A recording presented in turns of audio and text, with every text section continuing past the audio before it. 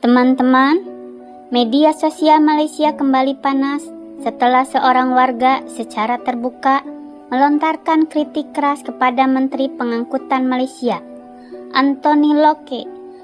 Dalam video ini, dia mempertanyakan berbagai kebijakan yang dianggap tidak jelas dan bahkan membandingkan ketegasan pemerintah Malaysia dengan Indonesia. Yang bikin heboh, nama Presiden Indonesia ikut disebut dalam pernyataannya. Banyak netizen langsung ramai berdebat karena dianggap Indonesia lebih cepat bertindak dibanding Malaysia sendiri. Nah, di video kali ini kita akan melihat langsung cuplikan pernyataan viral tersebut. Lalu kita bahas bersama bagaimana reaksi masyarakat Malaysia dan kenapa isu ini sampai memancing perhatian netizen Indonesia juga. Tonton sampai habis karena ada beberapa poin panas yang sekarang sedang ramai diperbincangkan di media sosial. Video ni kepada YB Anthony Locke, Menteri Pengangkutan Malaysia. Soalan pertama, bagaimana anda luluskan POC GSF di Malaysia? Berikan press statement about this. We want to know. We want to see your data. Macam mana you lulus tanpa kajian menyeluruh? Dari aspek apa you luluskan? Itu nombor satu. Nombor dua, anda berikan green signal kepada Green Company Malaysia immediately masuk Singapura. Kenapa tak buat dekat Thailand? Kenapa tak buat dekat Brunei? Nombor tiga, Presiden Indonesia telah mengumumkan bahawa penurunan komisen dalam kadar segera. Tak perlu kajian apa benda pun dalam benda ni. Mana YB Anthony Locke yang berjiwa rakyat? Apa anda tengah buat? Anda tak nampak ke pemandu kita berada? You cakap you tak boleh set price. Okay, fine. Itu kita buat dekat Akta Pekerja Gig dalam Majlis Perundingan Gig. Alright. Sekarang, komisen. Anda apat pemandu dah berdepan dengan begitu beban yang begitu tinggi. Stres. Why? YB Anthony Locke is continue to be quiet. Don't say that you can't reduce the commission. You able to do that. You have the power. You are the authority. Lepas tu, e-hailing insurance.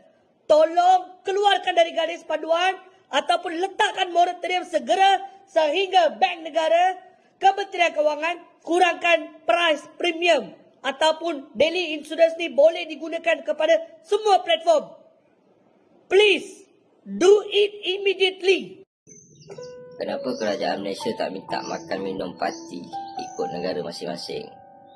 Kan kemerugikan duit rakyat. Ini macam ni kak, kalau rakyat Malaysia pun ditahan di mana-mana negara, Amerika Syarikat ke, Singapura ke, sama ada menyalahi Akta Immigration ataupun menyalahi undang-undang negara tersebut, ditahan. Negara tersebutlah menanggung kos makan minum seseorang tahanan tersebut. Sebab itu adalah hak asasi setiap manusia. Yang tak boleh dinafikan. Faham tak? Yang tak boleh dinafikan. Jadi adalah menjadi tanggungjawab sesebuah kerajaan apabila dia membuat tangkapan ke atas seseorang yang bukan warga negara dia kerana melakukan kesalahan untuk menjaga hak asasi tahanan tersebut. Antara dia makan minum dia, kesihatan dia. Dia kena jagalah. Supaya kita tidak dikatakan sebagai kerajaan yang zalim lah. Sama lah kalau warga negara Malaysia yang pergi ke Amerika Syarikat bekerja, tak ada dokumen, kena tahan Immigration Amerika Syarikat. Kerajaan dia yang akan tanggung. Dia tak minta pun duit dekat Malaysia ni. Okay. Sama je. Sebab itulah makan minum pendatang asing tanpa izin yang menjalani tahanan kerajaan Malaysia yang kena tanggung. Tapi kira okey lagi lah kerajaan Malaysia ni. Kita buat program repatriasi migran pun kita minta compound je dekat parti ni. kita tak kena keluar duit pun. Kita dah jimatkan kos kat situ.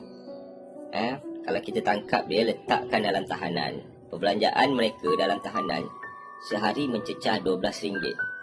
Mereka ditahan lebih kurang dalam masa 2 bulan sebelum dihantar balik ke negara asal.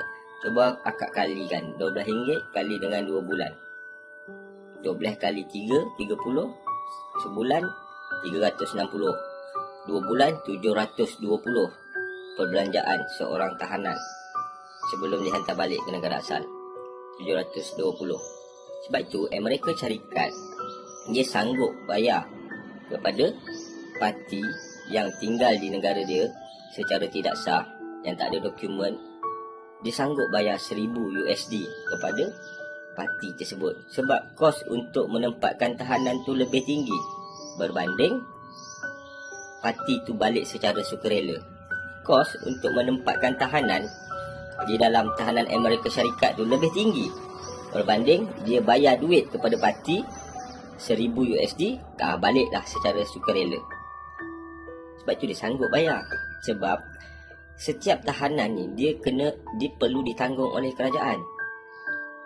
Setiap tahanan immigration ni dia perlu ditanggung oleh kerajaan negara tersebut. Sebab parti yang berada dalam negara Malaysia ni berpunca daripada kelemahan negara kita. Sistem pengurusan pekerja asing, rasuah di pintu-pintu sepadan, puncanya daripada negara kita. Bukannya berpunca daripada negara sumber tu, tak. Berpunca daripada kelemahan negara kita sendiri.